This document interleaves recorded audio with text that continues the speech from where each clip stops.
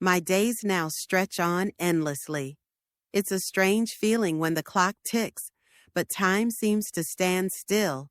It's been 3 months since I buried Roland. 3 months alone in this house where every corner reminds me of him. The morning begins as usual. I wake up at 6 o'clock, turning to his side of the bed out of habit. It is empty, always empty. Sometimes I reach out and touch the cold pillow, as if I can feel the ghost of his warmth. 43 years together isn't just a habit. It's like breathing. When you stop, life ends. But somehow mine continues.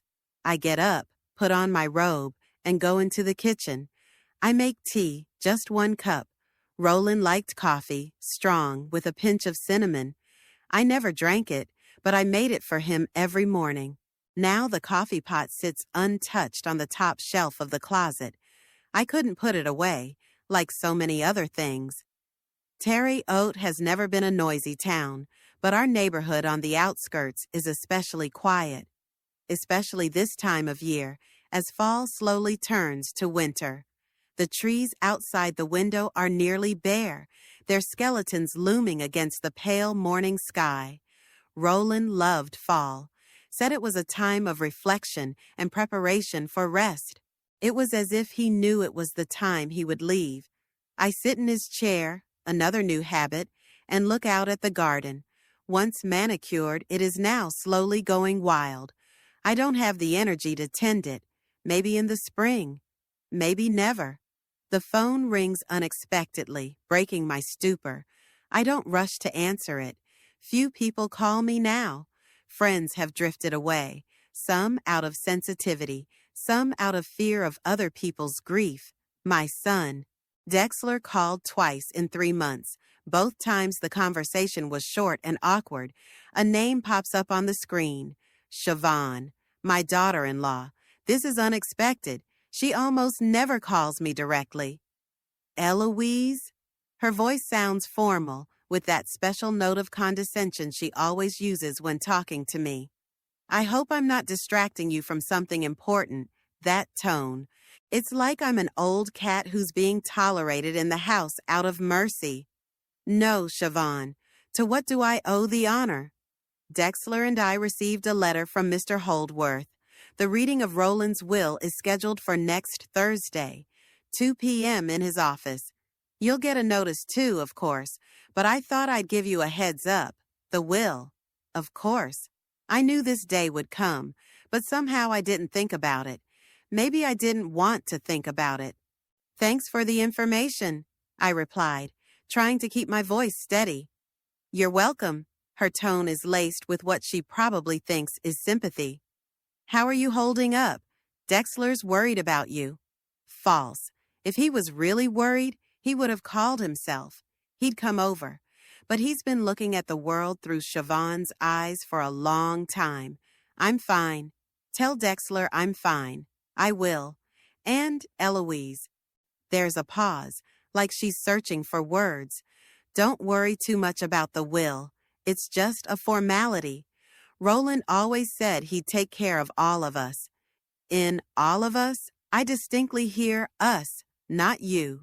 Siobhan has never been able to hide his true thoughts, no matter how hard he tries. After the conversation is over, I sit up, staring at the extinguished screen of my phone. Testament. Roland never particularly talked to me about his financial affairs.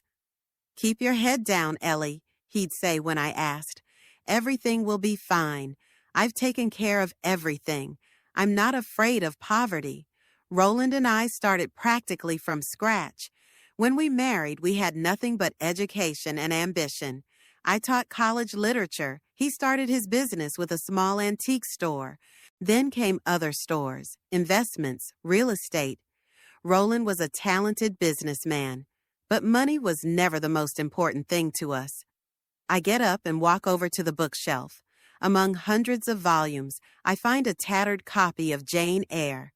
Our first meeting was in a college library. I was working on my dissertation on Victorian women writers, and he was looking for a gift for his mother. When he asked me to recommend a book, I held out Jane Eyre to him without hesitation. It's the story of a woman who never gave up her independence and dignity, I said then. He smiled and replied, "You seem to be like that too." 2 months later, we got engaged. I put the book back on the shelf and go into Roland's study. It's a room I rarely went into during his lifetime, and even more rarely after his death. Everything here is untouched. His papers, his books, even the empty coffee cup he left behind the last day he worked here. The day before they took him to the hospital. I don't know what I'm looking for. Maybe a clue as to what's waiting for me in Cedric Holdworth's office. Maybe a last message from my husband. In my desk drawer is an old silver-framed photograph. Roland and little Dexler and I are on a picnic by the lake. Dexler is about 5 years old here, laughing, sandwiched between us in a tight hug. My boy, when did he become such a stranger? I remember how things started to change after he met Siobhan. She came into his life out of the blue, a beautiful, intelligent, ambitious girl from a good family. At first, she was very nice to me and Roland. She came to our dinners, took an interest in my lectures, admired Roland's collection of antiques. "She's too perfect," Roland once told me. "No one is ever that perfect without ulterior motives." I rebuked him for his cynicism, said he was just jealous of his son. Now I know he was right. After the wedding, the mask began to fall. Gradually at first, less frequent calls, short visits, always with excuses as to why they couldn't stay longer. Then more explicitly, critical remarks about our house, about my clothes, about the way we raised Dexler. "You know, Decky says you always pressured him with his studies," she told me one day when we were alone together. "He still feels he never lived up to your expectations." It was a stab in the heart. Dexler was always our pride. Yes, we encouraged him to study, but we never pushed him. I wanted to talk to him about it, but every time I tried, he walked away from the conversation. Over time, Dexler began to adopt Siobhan's views. He began to criticize Roland for his outdated business practices, me for my old-fashioned views. When the twins were born, we were only allowed to see them on special occasions. "They just want to control who influences the children," Roland said, "and we're not on their list of desirable influences." The last time we were all together was Christmas, 6 months before Roland's illness. A tense, awkward dinner. The twins, then 14 years old, barely spoke to us, tucked away on their phones. Siobhan glowered, talking about her boutique, her plans to expand her business. Dexler was nodding along, occasionally casting guilty glances at us. When they left, Roland stared after them for a long time. "They think we've got one foot in the grave," he said, "and they can't wait for the inheritance." "Roland, how can you say that about your own son, not his son, about his wife, and he's just a weakling, always has been. I hoped it would go away as he got older, but apparently not. I've never seen him so bitter." When Roland got sick, I expected Dexler to spend more time with his father, but he showed up rarely, always briefly, always with Siobhan, who controlled every conversation. In recent weeks, when it became clear that Roland wasn't going to make it, he began to insist on seeing Cedric, his old friend and lawyer. They would talk alone for long periods of time, and when I asked what it was about, Roland would only smile his enigmatic smile. "I just want to make sure everything's okay, Ellie. Don't worry." And now this call from Siobhan. I don't know what to expect from the reading of the will, but something in her voice makes me wary. She's too confident. She's too calm. Like she knows something I don't. I spend all day in a strange state between anxiety and apathy, going through old photos, reading without making sense, cooking dinner that I barely touch. When it gets dark, I turn on all the lamps in the house, fighting the encroaching shadows. At night, I dream of Roland. He's sitting in his office, young as he was when we first got married, writing something. I try to look over his shoulder, but he covers the paper with his hand. It's not time yet, Ellie, he says with a smile. But you'll find out soon enough. I wake up with the first rays of the sun, with the feeling of his presence slowly dissipating in the morning light. For the first time in a long time, I feel something resembling calm. Whatever happens in Cedric Holdworth's office next Thursday, I will meet it with my head held high. Roland wouldn't want me to give up. He never has. I get out of bed and go to make coffee. Just for today, I think, pulling the coffee pot off the shelf. Just for today, I'll make coffee for Roland, with a pinch of cinnamon, just the way he liked it. For the last time, because it's time to move on. It's time to find out what the future holds for me. And somehow, I'm sure Roland has a surprise in store for me. He's always been a master of the unexpected. 3 days until the reading of the will, and I still can't shake the anxiety. Every time I close my eyes, I see Siobhan's face, smug, with a thin smile that never reaches her eyes. It's strange how quickly you can fall out of love with someone you once welcomed into your family with an open heart.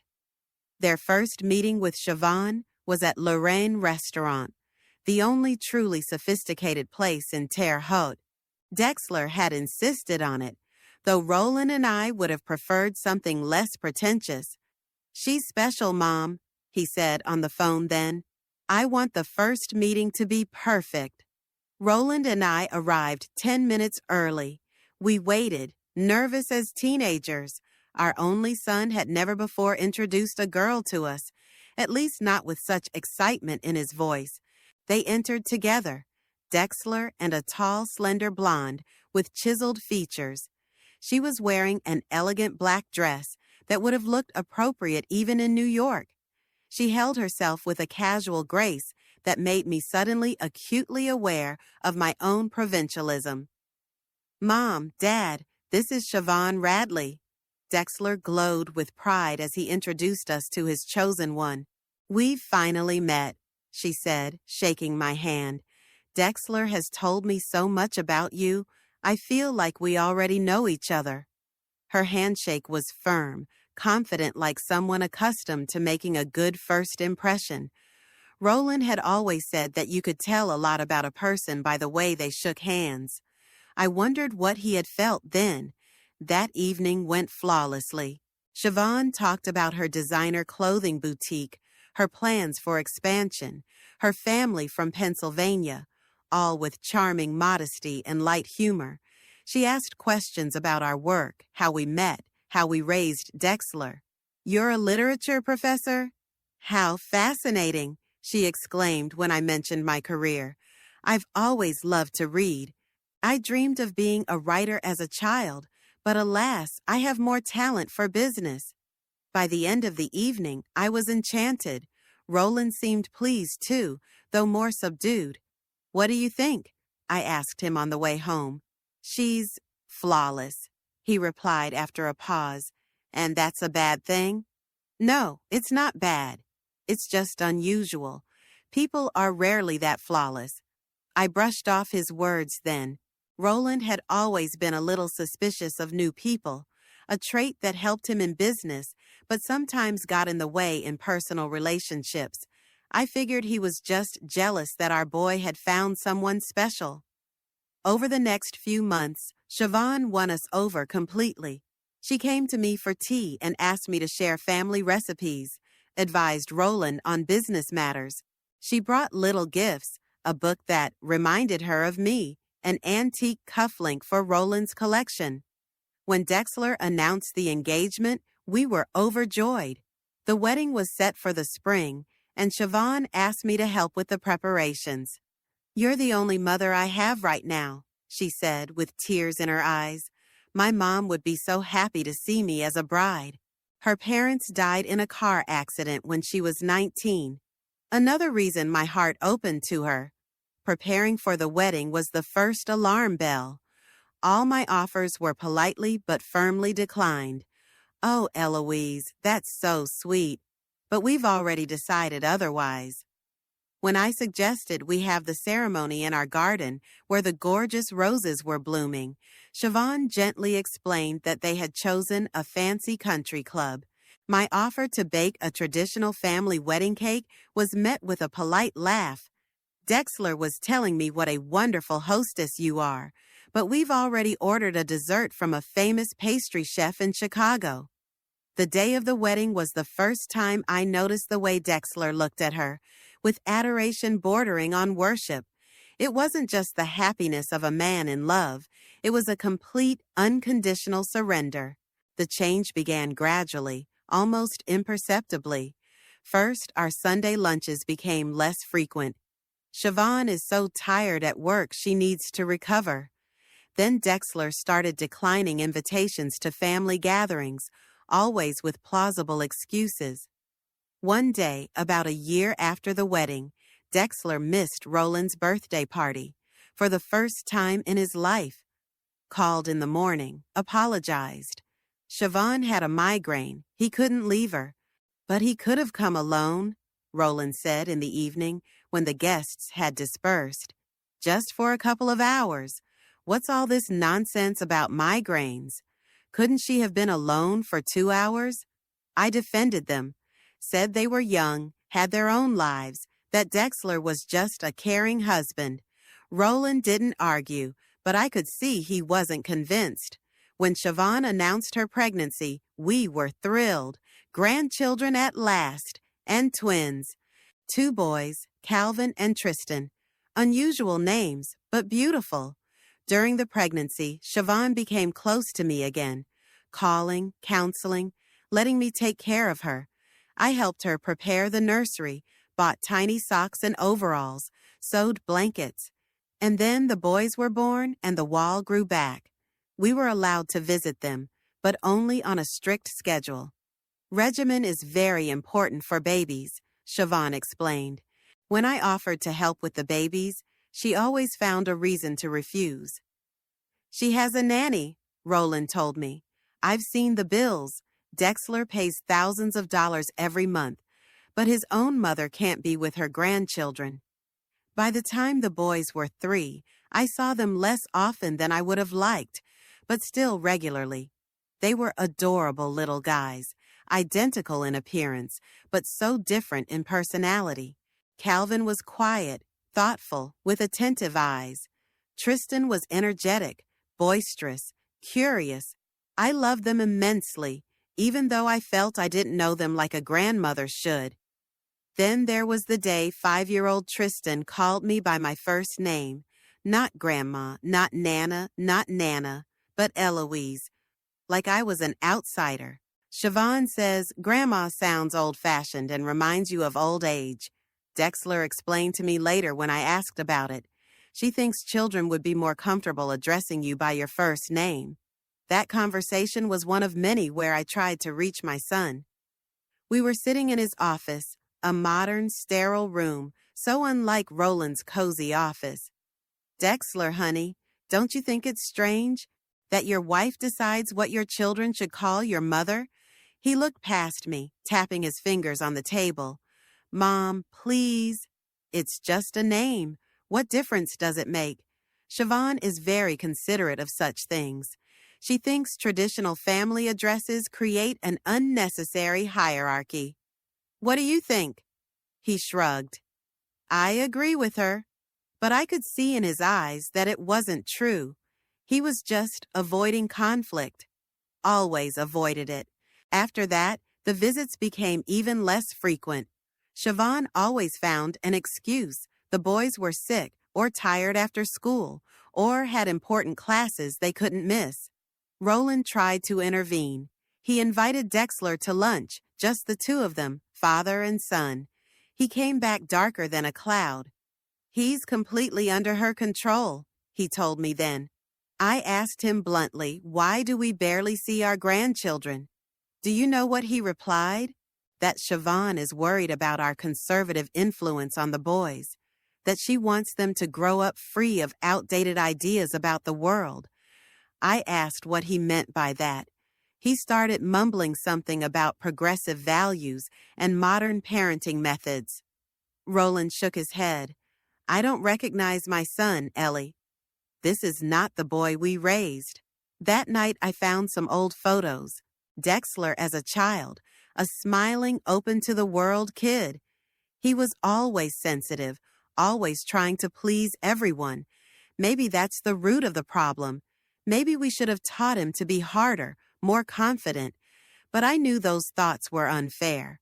We raised him with love, supported his hobbies, rejoiced in his successes, helped him deal with his failures. We gave him everything we could. And then Siobhan came along, and it was like he forgot his whole past life. By the time the twins were 10, the estrangement was almost complete. The only time we saw each other was Christmas and Thanksgiving, and not always. The boys grew up practically not knowing us. They'll regret it someday, Roland said one night as we lay awake. Not the kids, Dexler and Siobhan. Someday they'll realize they stole grandparents from their children, and they stole grandchildren from us. Roland's illness was sudden and relentless. Pancreatic cancer, discovered too late. The doctors immediately said there was little chance, but he fought on. For me, I know. Dexler came to the hospital the day after we got the diagnosis. Alone, without Siobhan. It was a rare moment when I saw a glimpse of the old Dexler, scared, confused, in need of a parent. Is Daddy going to be okay? He asked me in the hallway while Roland slept. He looked so young at that moment, almost like a boy. The doctors are doing everything they can, I replied, unable to tell him the truth. He had to hear it from his father. Roland told him the next day. I was not present when they talked. When I returned to the room, Dexler was sitting by the bedside, holding his father's hand, tears streaming down his face. After that, Siobhan began to appear with him, always impeccably dressed, always with an expression of deep sorrow on her face that seemed as learned as a roll. She brought exotic fruits that Roland couldn't eat, books he was too weak to read, and made small talk as if we were at a tea party rather than in a hospital room. She's waiting for me to die, Roland said to me one day when we were alone, coming to see if it's time to divide the inheritance. Roland, don't say that. You know it's true, Ellie. And Dexler, he only sees what she lets him see. In the last month, Roland was transferred home. Hospice provided a nurse, but the primary care fell on my shoulders. Dexler came every few days, usually for a short time. Siobhan stopped accompanying him, citing business at the boutique. The twins came only once. 14 years old, tall, handsome, but so alien. They stood awkwardly by their grandfather's bedside, not knowing what to say to a dying man they barely knew. I could see the pain in Roland's eyes as he looked at them. My boys, he said, holding out his hand to them. How you have grown. Tristan shrugged with feigned indifference, but Calvin took his hand and squeezed it tightly. For a moment, I saw something in his eyes, regret, understanding, but the moment passed quickly. In those last weeks, Roland had insisted on regular meetings with Cedric Holdworth. They would lock themselves in the study, and I could hear their muffled voices, occasionally interrupted by Roland's faint laughter. What are you two discussing in there? I asked once. Roland smiled his enigmatic smile. Recent business, Ellie. Nothing interesting, but something in his eyes made me wary. He was planning something he didn't want to tell me about. In the last few days, when he was already too weak to get out of bed, Roland had often asked me to read to him, not business papers or news, but poetry and classic novels, especially Jane Eyre. Do you remember how we met? He asked one day when I had finished reading. Sure do. You were looking for a book for your mom, and you recommended Jane Eyre. Said it was a story about a woman who never gave up her dignity. I nodded, holding back tears. You're the same way, Ellie. You always have been, even when everyone around you was trying to make you doubt yourself. He squeezed my hand with surprising strength for a man who was so close to the end.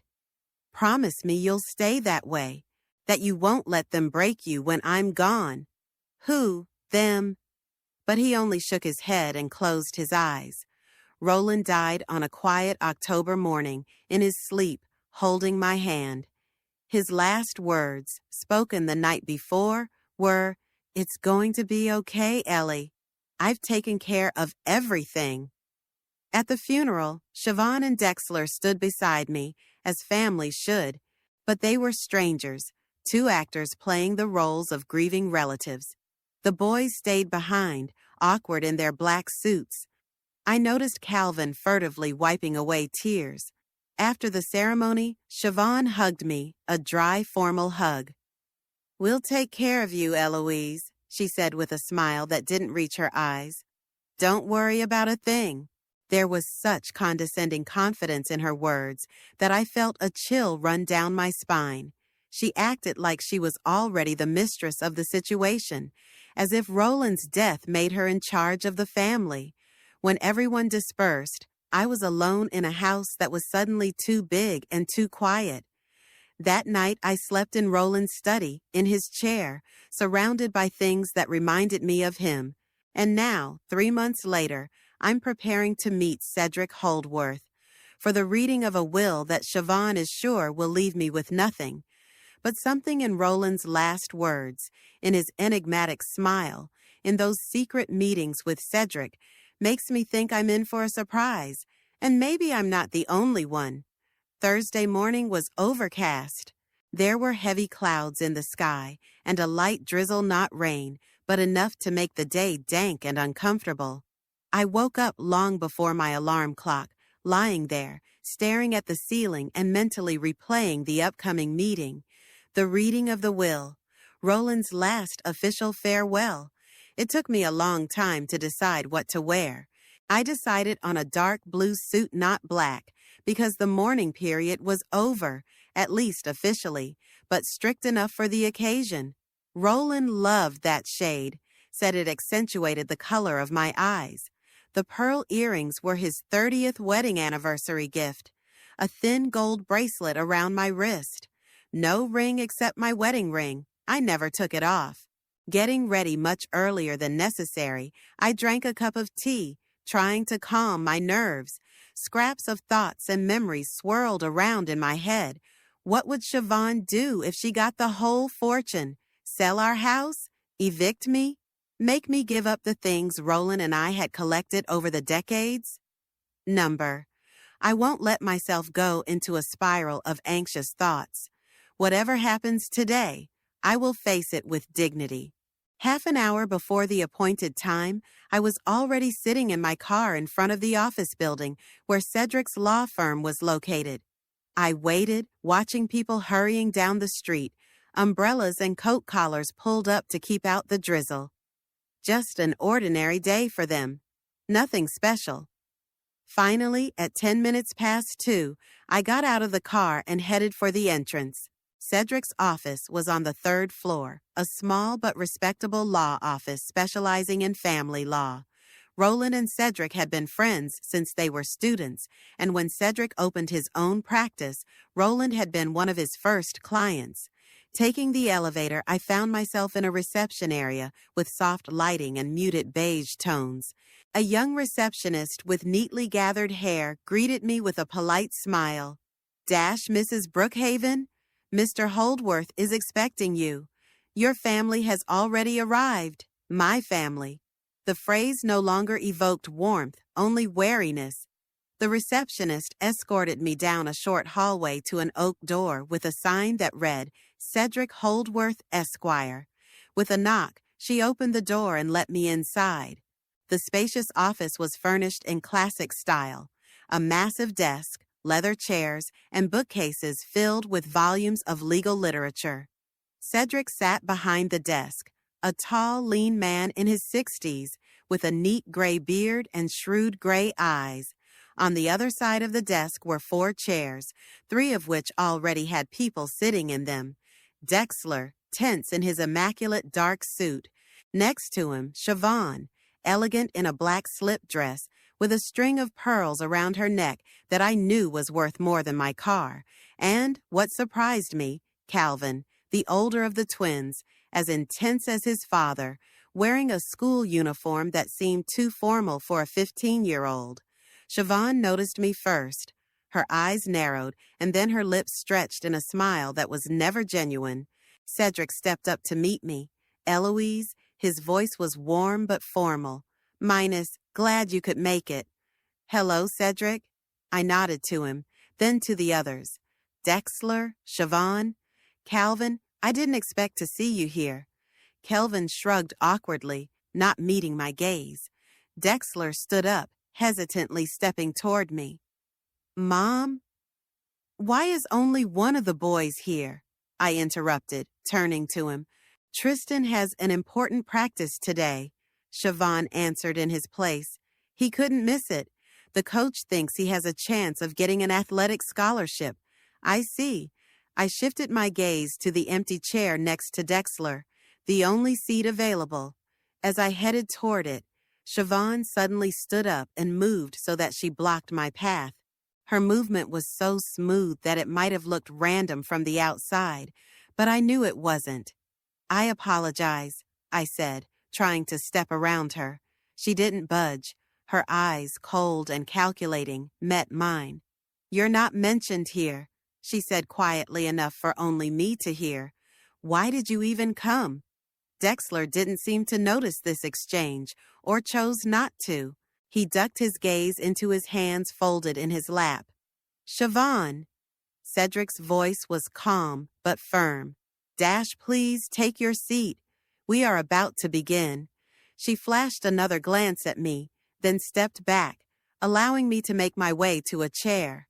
I sat down, feeling my body tense. Dexler was sitting so close I could have touched his arm, but there was a gap between us. Good morning, everyone, Cedric began when we were all seated. We are gathered here for the reading of Roland Henry Brookhaven's last will and testament. I should note that it is unusual for a minor to be present, but since Roland has left a special directive about his grandchildren, I think it is appropriate. He glanced at Calvin, who straightened in his chair, suddenly interested. Before we begin, Cedric continued, I would like to remind you that the last will of a deceased person is legally binding, provided it is made in accordance with the law, which in this case it is. This will has been duly probated and registered. Cedric opened the folder in front of him and extracted several pages stapled together.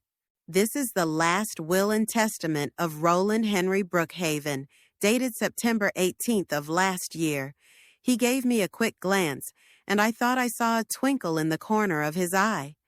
3 weeks before he passed away, 3 weeks before he died, I suddenly remembered that that was when his and Cedric's secret meetings had become more frequent. Let's begin.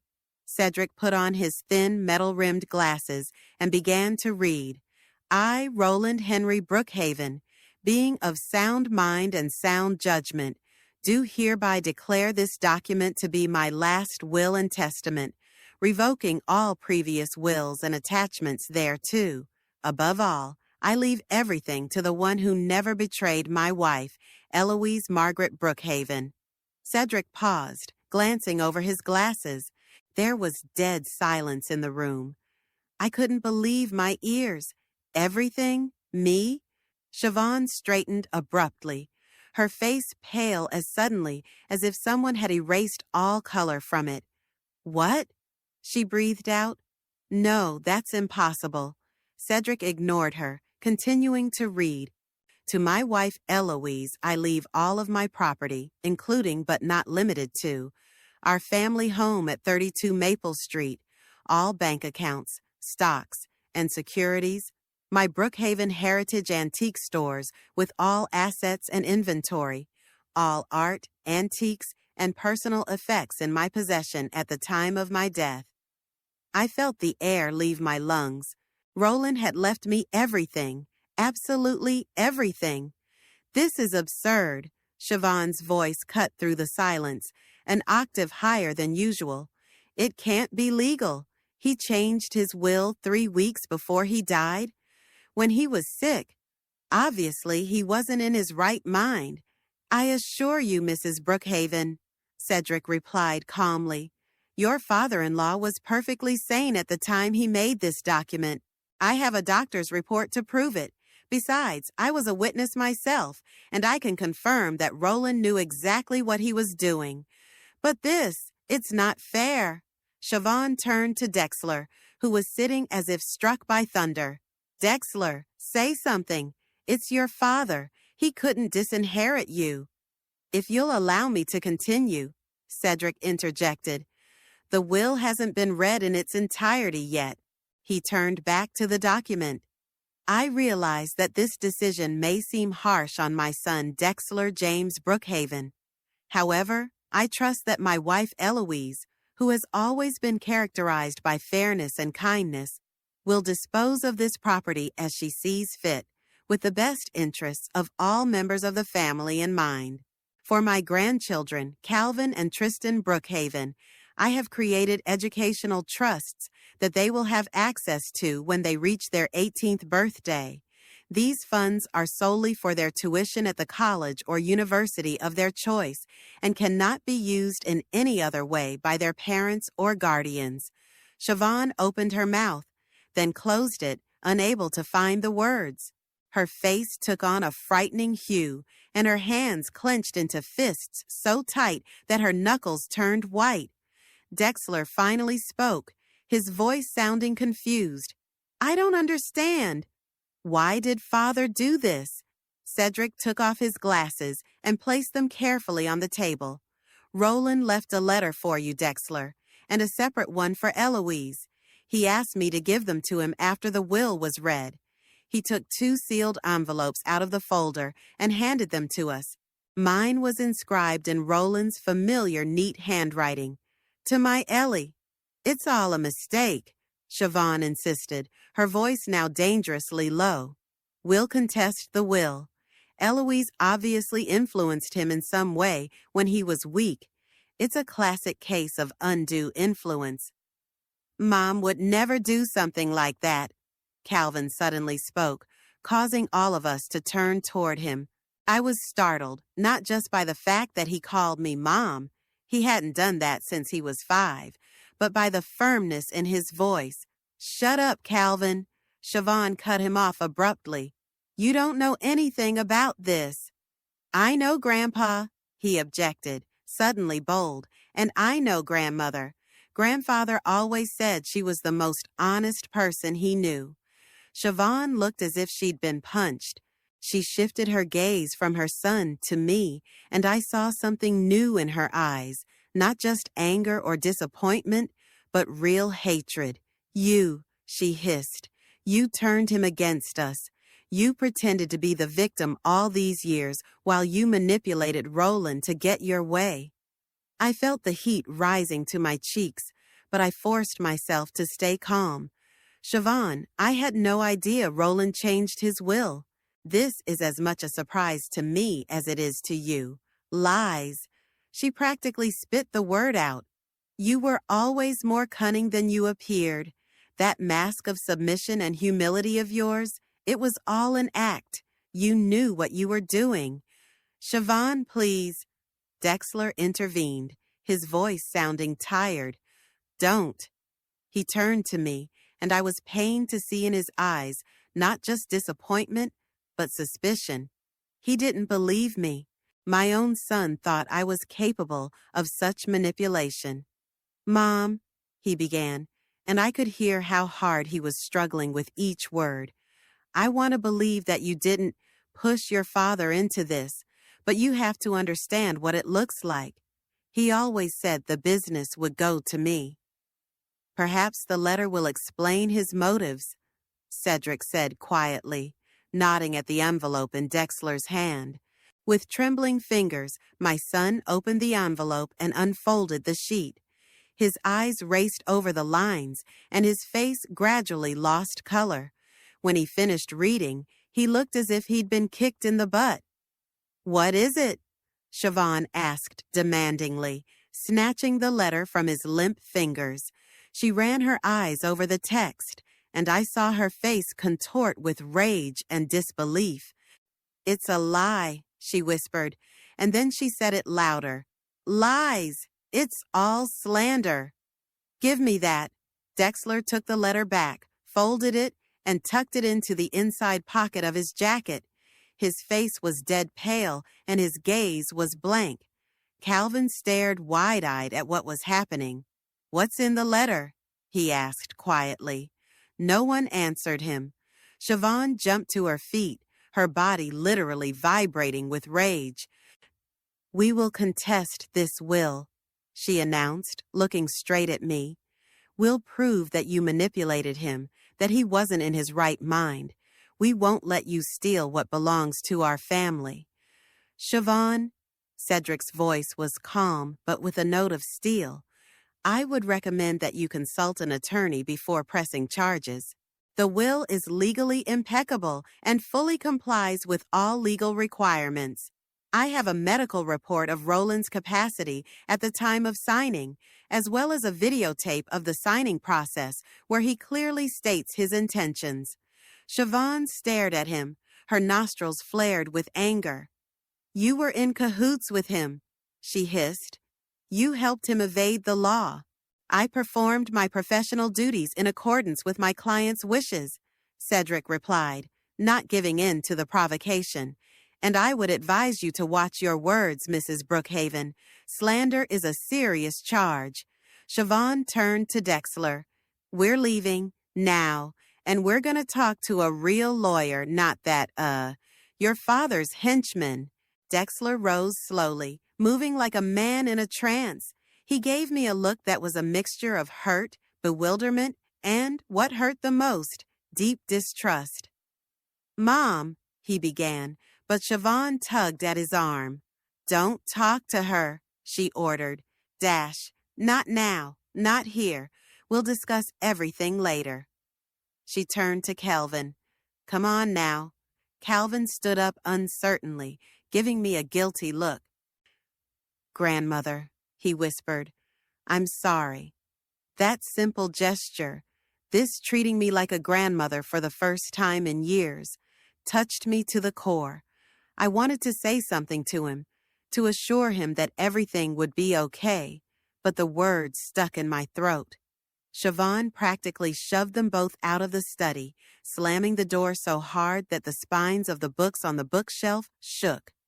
Cedric and I were left alone. I sat there, still clutching the unopened envelope, unable to believe what had just happened. Could they really contest the will? I asked finally. Cedric shook his head. "They can try, but they don't stand a chance." Roland was very thorough. He anticipated this reaction and took every precaution. The record of his explanations regarding the changes in the will, the medical report, the witnesses, all impeccable. I nodded, feeling strangely numb. "What was in the letter to Dexler?" Cedric sighed. I don't know the exact contents, Eloise. Roland sealed those letters himself, but I can guess from his comments when we made the will. He recognized something that deeply disappointed him. I remembered Dexler's pale face, the shock and disbelief on Siobhan's face. "Read your letter," Cedric said softly. "Maybe it will give you some answers." With trembling fingers, I opened the envelope and unfolded the piece of paper. "My dear Ellie," the letter began, written in Roland's familiar handwriting. "If you're reading this, it means I'm gone, and you've just learned of my last decision. My legs were barely holding me up when I stepped out of Cedric's office. Roland's letter, neatly folded, lay in the inside pocket of my coat, right in front of my heart. His last words, his explanation, his goodbye. It was all too much to comprehend at once. The cold air outside brought me to my senses. The rain had stopped, but the sidewalk glistened with moisture, reflecting the gray sky and the lights of the storefronts. I walked slowly to my car, as if half asleep, not noticing the passers-by. It wasn't until I got behind the wheel and closed the door that I allowed myself to take a deep breath. "Roland, what have you done?" I whispered, looking at the envelope I still clutched in my hand. Opening it again, I reread the letter, slower this time, trying to realize every word. "My dearest Ellie, if you're reading this, it means I'm gone, and you just found out about my last decision. I'm sorry I didn't warn you beforehand. I didn't want to put this burden on your shoulders while I was still alive.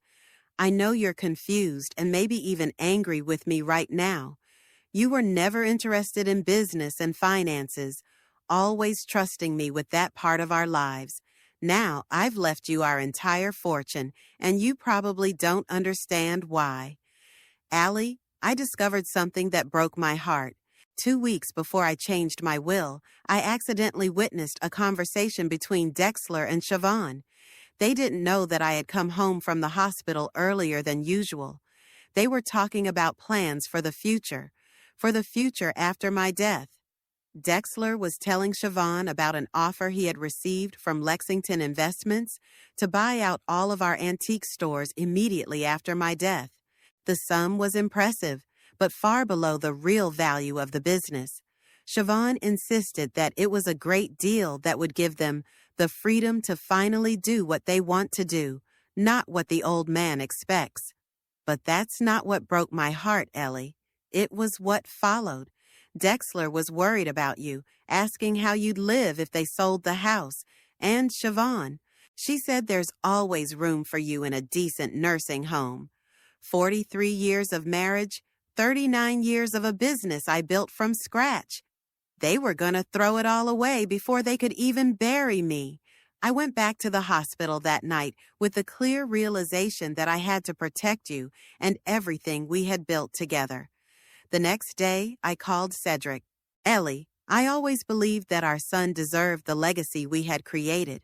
I believed he would carry on my life's work, preserve it, and increase it. But now I know it's just an asset for him to cash in at the first opportunity. I leave everything to you, not as punishment for him, but as protection for you. I know you're fair. I know you would never leave our son with nothing. But now the decision is in your hands. You can turn the business over to someone you trust, or you can sell it if you want.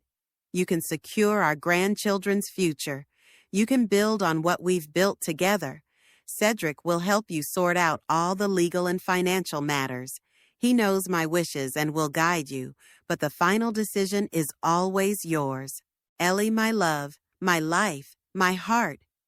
I know this is a difficult and lonely time for you. I know that this decision could drive Dexler further away from you, but I believe in your strength and your wisdom. You've always been stronger than you thought. Remember the day we met in the library? You said then that Jane Eyre was the story of a woman who never gave up her dignity and independence. You're the same way, Ellie. You always have been. And now that I'm gone, it's time for you to remember that. I have loved you every day of our lives together, and I will always love you, no matter where I end up. Yours forever, Roland.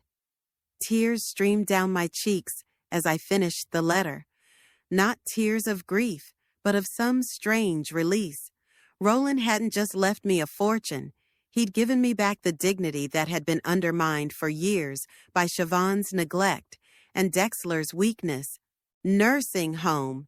The words stung like a stigma. They planned to send me to the asylum like a useless thing, to get rid of the last reminder of my obligations, and sell the business that Roland had spent a lifetime building. That was to be our family's legacy. I sat in the car without starting the engine, letting the waves of realization roll in one after another. Anger, hurt, bitterness, but underneath it all, something else, something I hadn't felt in a very long time. Power, freedom to make decisions.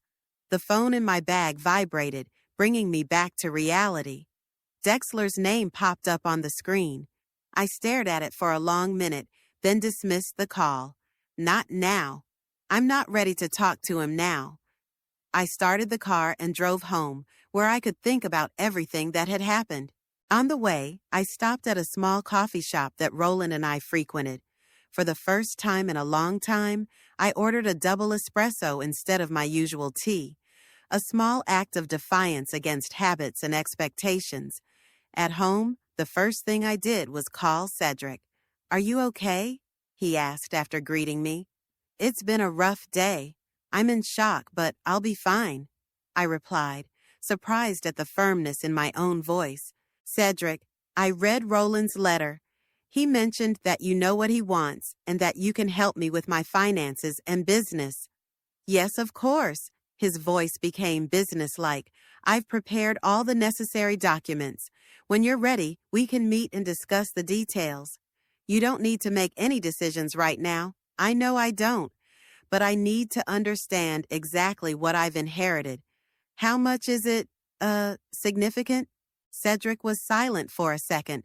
"Eloise, Roland's fortune is significant. In addition to the house and personal property, you now own a chain of 4 antique stores that generate a steady income, shares in several companies, and accounts and investments totaling about $3 million, plus $1 million worth of life insurance. And, of course, educational trust for the boys totaling $250,000 each." I felt my breath catch. I knew Roland was successful, but I hadn't realized the scale. "Yeah, I don't know what to say." "You don't need to say anything," Cedric replied softly. Just know that you are secured for the rest of your life, and you can do what you think is right with those funds. Roland has made sure that you have a choice. After talking to Cedric, I sat in Roland's chair, trying to make sense of my new situation. In one morning, I had gone from a potential resident of a decent nursing home to a wealthy woman with complete freedom of action. The phone rang again. This time it was Siobhan.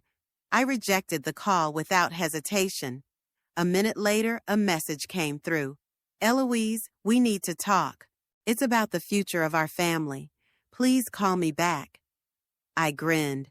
Our family. How easily she uses that phrase now that she needs something. Over the next hour, the phone rang 4 more times, twice Dexler, twice Siobhan. I didn't answer once. Then came a text from Dexler. "Mom, please let's meet. Just you and me. We have a lot to discuss." I stared at that message for a long time. Part of me wanted to agree immediately, to rush to him, to try to rebuild what had been destroyed. But the other part, the part that had grown stronger after reading Roland's letter, knew I shouldn't rush. I wrote a short reply. "I need time, Dexler. I'll get back to you when I'm ready." Then I muted the phone and went to Roland's office. Now that I knew I owned the business, I needed to learn more about it. I'd never taken much interest in the business side of Roland's affairs, content with the fact that he was providing for our family. Now it was my responsibility. I spent several hours going through the folders Roland kept in his office: profit and loss statements, leases, insurance documents, all neatly laid out and signed in his small, clear handwriting. I didn't understand many of the terms, but the big picture was starting to emerge. Antique business was not just a hobby of Roland, as I once thought. It was a carefully constructed empire that brought in a steady income. Each of the 4 stores had its own specialization. The first, furniture; the second, jewelry and watches; the third, books and to do this on my own, but I'd appreciate some advice on what to say and what not to say. By 2:30, I returned home with a head full of new information and a strange sense of excitement I hadn't felt in a long time. Roland had opened a new door for me, a new opportunity. Not just a fortune, but a chance to start a new chapter in life when I thought all the chapters had already been written. At 2:00, right on schedule, Dexler's car appeared in the driveway. He and Siobhan got out. Even from a distance, I could see the tension in their postures, the determination on Siobhan's face, the uncertainty on her son's face. I took a deep breath, squared my shoulders, and went to open the door, not as a frightened widow, not as a neglected mother, but as a woman who had finally gained control of her life. I leave everything to the one who has never betrayed my wife. Those words of Roland now sounded in my ears, not like a curse, but like a blessing. He'd given me not just an inheritance, but a chance to restore my dignity, to find a new purpose, and I wasn't about to miss that chance. I opened the door before they could ring the bell. There was a second of surprise on Siobhan's face, which she quickly hid behind her usual mask of polite condescension. Dexler stood behind her, pale and tense. "Eloise?" Siobhan nodded, as if we were meeting at a social gathering rather than at the doorstep of the house she planned to sell by evicting me. "Thank you for agreeing to talk." "I didn't agree," I said calmly. "You made the appointment." The remark confused her for a moment, but she recovered quickly. "Well, we're here, and we need to discuss the situation." She paused, then added with a strained smile, "As a family. Come in." I stepped back, letting them into the house. "We can talk in the living room." I deliberately didn't offer them tea or coffee like I'd done before. This was not a friendly meeting, but a business meeting. Siobhan chose the chair that Roland had always preferred, perhaps intentionally. Dexler sat on the sofa, nervously clasping his hands in his lap. I took the chair opposite them both, feeling a strange confidence that seemed to emanate from the very walls of the house that now belonged to me unconditionally. "So," Siobhan began, not waiting for me to speak, "yesterday was, unexpected for all of us. For some more than others," I remarked. Siobhan ignored my comment. "We want to propose a civilized solution that takes into account the interests of the whole family." She leaned forward with the look of someone accustomed to making good deals. Roland was obviously not himself when he changed the will. We could challenge it in court, but that would be painful for everyone. "Especially for you." I looked directly at her. "Considering that, as Cedric assured me, the document is legally flawless, and you have no chance of winning such a case." Siobhan tensed, but continued with the same feigned calm. "This isn't about legal technicalities, Eloise. It's about family. It's about what's morally right." "Morally right?" I couldn't hold back a short laugh. "You want to talk about morality?" "Mom," Dexler finally spoke, his voice sounding pleading. "Please, let's just talk about this quietly." "What is it, Dexler?" I turned to him. "The fact that your wife was planning to put me in a nursing home while you sold off the business your father had spent a lifetime building?" Dexler turned even paler. It was just a discussion. We weren't going to—" "Don't lie to me." My voice was quiet but firm. "Roland heard your conversation. He wrote it down in the letter he left me." Siobhan cast a quick glance at Dexler, then turned to me again. "We were just discussing options. You misunderstood." "I didn't mention the details of that conversation, Siobhan," I pointed out. "How do you know I've misunderstood something I haven't said yet?" She fell silent, caught off guard. Then she sighed and changed tactics.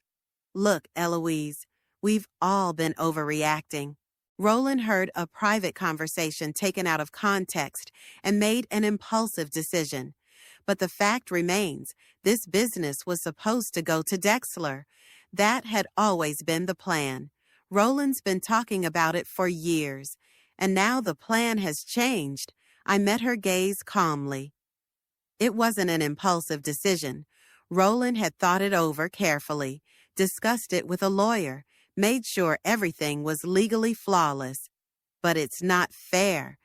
Siobhan burst out, her mask of politeness finally cracking. "Dexler is his son, his only child. The business should have gone to him." "Why, Siobhan?" I tilted my head. What had Dexler done to deserve the business? Roland's been trying to get him involved for years, but he's never shown any interest. He doesn't even know how the stores work. It's an inheritance, she insisted. It's passed down by blood, not by merit. No, I shook my head. It's a business that Roland built from scratch, and he had every right to decide who to leave it to. Siobhan opened her mouth, then closed it, clearly holding back an angry tirade. Dexler looked utterly lost, as if the ground was going out from under his feet. Mom? He looked at me with desperation in his eyes. I didn't realize Father was so upset about that conversation. It was just an idea Siobhan had suggested. We weren't going to go behind your back. But you went behind Roland's back, I said quietly. Planning to sell his life's work before he died. We were in a difficult financial situation, Dexler said suddenly, his voice trembling. Yeah, we're in trouble, Mom. I looked at him more closely. Beneath the mask of business suit and well-groomed appearance, I could see signs of stress I'd overlooked before. The shadows under his eyes, the tense shoulders, the nervous twitching of his fingers. What's the problem, Dexler? He looked at Siobhan as if seeking permission. She pressed her lips together, but nodded. We owe a lot of money, he admitted quietly. Siobhan's boutique has been unprofitable for 3 years. We put all our savings into it, mortgaged our house, and then I made some risky investments, trying to make things right, and he stopped talking, his gaze lowered. And I lost. I finished for him. He nodded without looking up. If we don't find the funds in the next few months, we're going to lose the house. We may have to declare bankruptcy. I stared at my son, trying to figure out how I felt. Pity, disappointment, anger?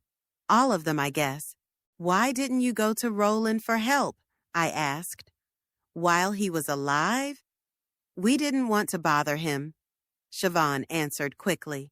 He was sick, and so you thought it would be easier to wait until he was dead and get it all at once, I finished.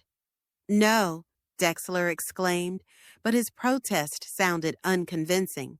We thought the inheritance would solve our problems, and then we could fix everything, including sending me to a decent nursing home. I couldn't resist the quip. Dexler flinched as if from a blow. He turned to walk, then stopped. Yeah, I'm sorry. About everything. About the way we drifted away from you and Dad. About how we didn't appreciate you. I stared at him, trying to see the sincerity in his words. Was this a genuine attempt at reconciliation, or just a tactic to get what he needed? Take care of yourself, Dexler, was all I could say. After they left, I sat in the silence of the living room for a long time, trying to digest everything I'd learned. The financial problems explained a lot of their behavior of the last few years. Siobhan's insistence, her constant attempts to influence Roland, her irritation when those attempts didn't work. The phone interrupted my musings. Calvin's number. This time I answered. Grandma? His voice sounded uncertain, like he didn't expect me to answer. Hello, Calvin. I was surprised at how nice it was to hear him say that. Yeah, I wanted to talk to you. Alone? He lowered his voice, and I realized he didn't want his parents to hear him. Of course. I tried to sound calm, not letting my surprise show. When do you want to meet? Can I come over now? On a bike? There was so much hope in his voice, I couldn't say no. Sure, honey, I'll be waiting. 20 minutes later, he was on my porch, a tall, thin teenager with serious eyes that looked so much like Roland's. He was shuffling from foot to foot, clearly nervous. Come in, I let him into the house. Are you hungry? I can make you something. No, thanks. He made his way into the living room and sat down on the couch where his father had recently sat. I won't be staying long. My mom thinks I'm in extra math class. I understand. I sat down across from him. What did you want to talk about, Calvin? He took a deep breath, gathering his thoughts. I wanted to apologize for the way Tristan and I acted all those years ago, for barely knowing you and Grandpa. It was wrong. I was touched by the sincerity in his voice. Calvin, you have nothing to apologize for. You were children. You didn't make those decisions. But I'm older now, he insisted, and I see things I didn't see before. He stopped talking, then continued more quietly. I heard Mom and Dad talking about Grandpa's business, about how they're going to sell it, and about you, about how you're going to have to get a job somewhere. I didn't understand at the time, but now I know what they meant. I felt my heart squeeze.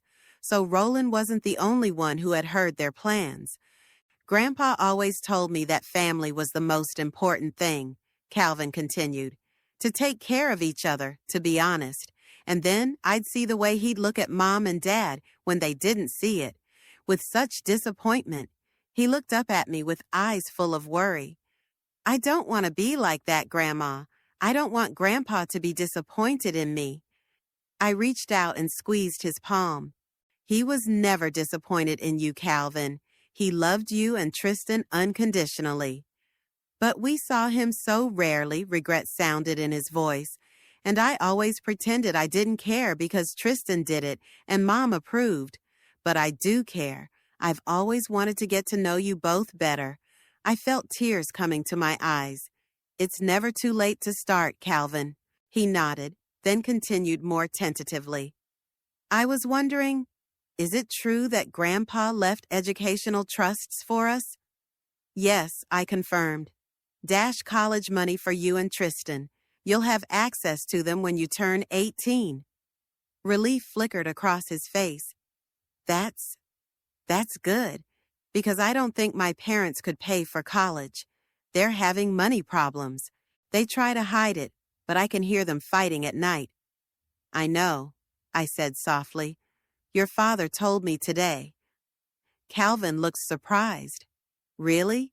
He didn't usually like to talk about things like that. Circumstances forced him to be frank. I decided not to go into details. Calvin nodded, then suddenly asked, Grandma, do you hate us for the way we've behaved all these years? The question struck me with its directness and vulnerability. No, Calvin, I answered without hesitation. I could never hate you. I've been disappointed, sad that we're not close, but I've always loved you both. You and Tristan are a part of Roland and me. How could I hate what we've created? His shoulders visibly relaxed, as if a heavy weight had been lifted from them. Tristan misses his grandfather, too, he said suddenly. He just doesn't show it. He thinks he has to be strong like Daddy. But I heard him crying the night after the funeral. That revelation touched me. So even the aloof Tristan wasn't as indifferent as he seemed. I'm sorry you didn't get a chance to know Grandpa better, I said. He was a wonderful man. Tell me about him, Calvin asked, about what he was like when Daddy was little. And I did, about Roland teaching Dexler to ride his bike, about summer camping trips, about reading him books before bed, about his first antique store, about how he found beauty in old, forgotten things. Calvin listened with bated breath, absorbing the stories of the family his own parents had stolen from him. When it was time for him to leave, he suddenly hugged me, awkwardly but sincerely. Can I come to see you? He asked. You don't have to tell your parents. Just talk sometimes. Of course, Calvin. I was touched by his request. I'm always happy to see you. When he left, I stood at the window for a long time, watching his figure disappear into the distance. This unexpected visit had changed something inside me. It was as if a small ray of light had penetrated the darkness that had surrounded me since Roland's death. I went back to my husband's office and sat down at his desk. I opened a drawer, pulled out a blank piece of paper, and began to write. A plan, my own plan for the future, which included not only business and finances, but also my relationship with my family. with the son who had betrayed me, but probably deserved a second chance, with a daughter-in-law who was manipulative and scheming, but whose actions were driven in part by desperation, with my grandchildren, especially Calvin, who reached out to me, needing what only family could give. I wasn't about to make any rash decisions. Roland had given me the gift of time and independence. I could think about every step, weigh my options. One thing was certain. I wasn't going to just hand the business over to Dexler or Siobhan. Not now, when I was beginning to realize how important it was to Roland, how skillfully built. Not now, when I was just beginning to see it not just as a source of income, but as a legacy worth preserving. Nor was I going to let Dexler and Siobhan escape the consequences of their financial decisions by simply writing them a check.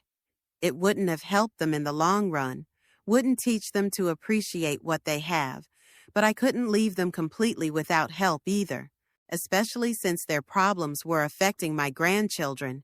I couldn't sleep for a long time that night, thinking about the future, about the business that was now my responsibility, about the money I had to manage wisely, about a family that was broken, but perhaps not hopelessly so.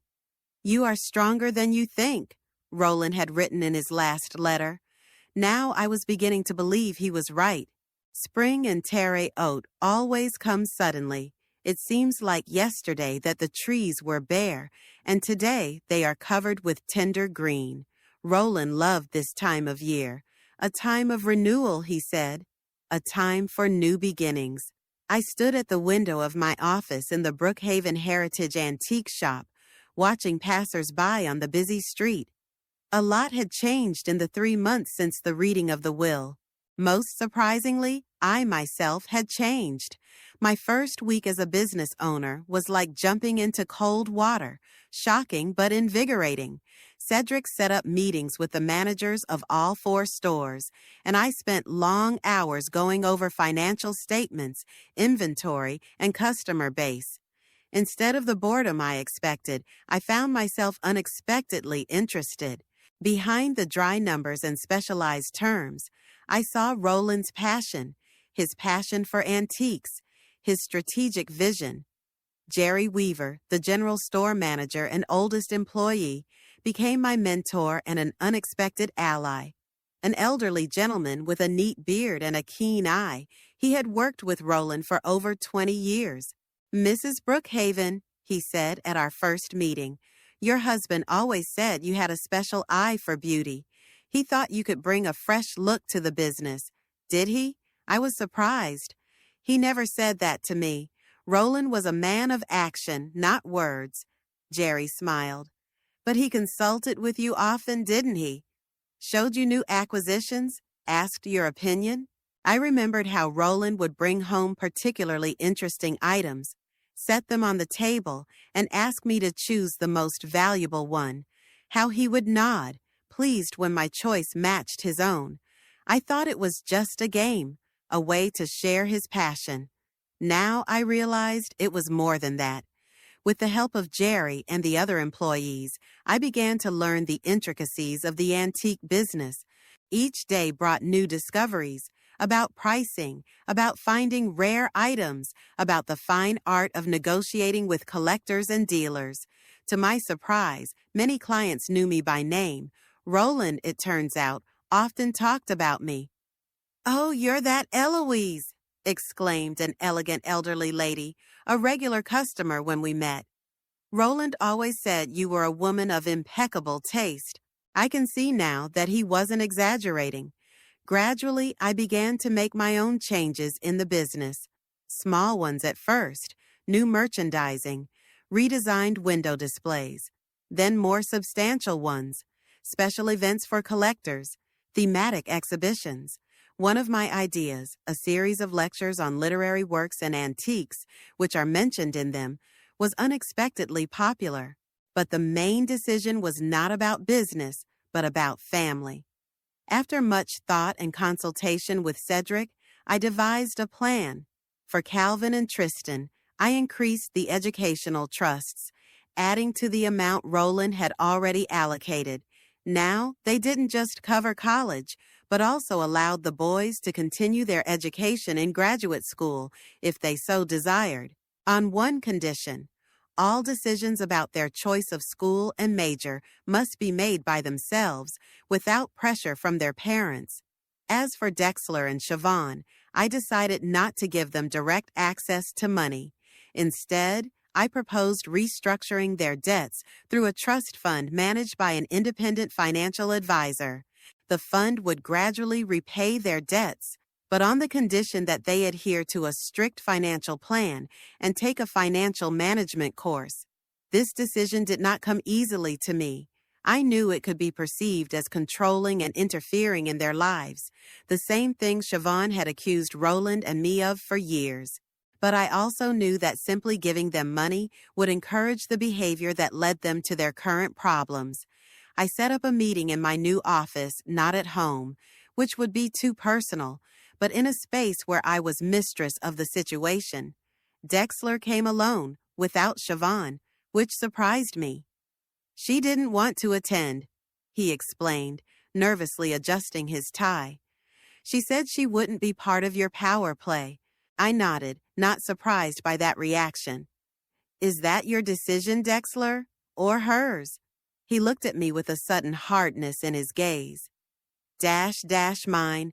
Siobhan thinks we should fight, contest the will, hire a lawyer, but I just want this to be over. I want to find a way to move on. I scrutinized his face. Over the past weeks, he'd gotten noticeably gaunt, pale.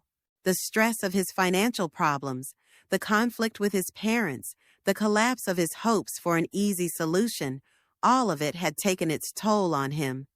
I propose a compromise, I said, and outlined my plan. Dexler listened attentively, not interrupting. When I was done, he was silent for a long time, thinking about it. You don't trust us, he finally said. I don't trust your financial decisions, I corrected him, and I have good reason to. He couldn't argue with that.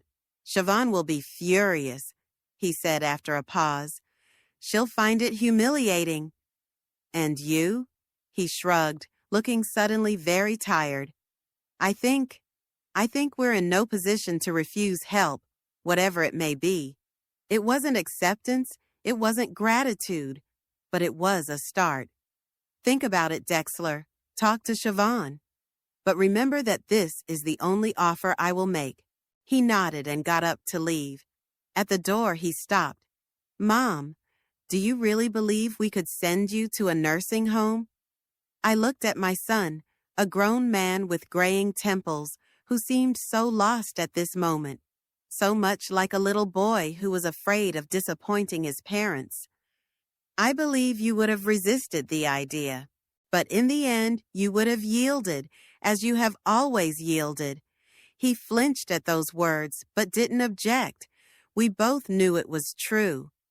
The reply from Siobhan came a week later, in the form of a furious phone call. You have no right, she shouted, not caring about decorum. It's our money, our inheritance, and you're turning us into beggars begging for handouts. Siobhan, I tried to remain calm. If it were your money, we wouldn't be having this conversation. Roland left it to me, and I'm offering to help you on my terms. Your terms. She was almost choking with anger. You want to control our every move, every decision. This is financial abuse. No, Siobhan. I felt my own patience wearing thin.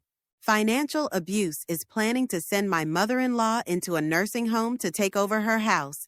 It's discussing the sale of the family business behind the back of the dying man who created it. There was silence on the other end of the line. I'm offering you a way out of the situation you've put yourself in, I continued.